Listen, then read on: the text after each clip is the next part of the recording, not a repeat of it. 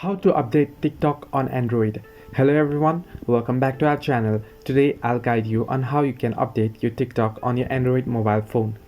To update your TikTok to the latest version of the app, the first step you can do is go to Google Play Store on your device and search for TikTok.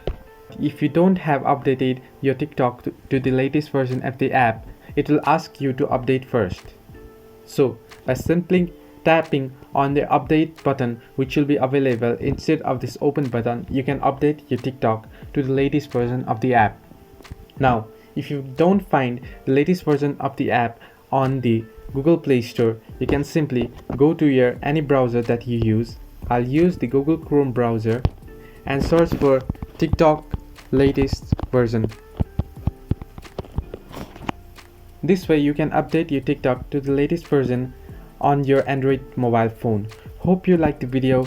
Do not forget to like and subscribe and leave a comment down below if you have any further issues.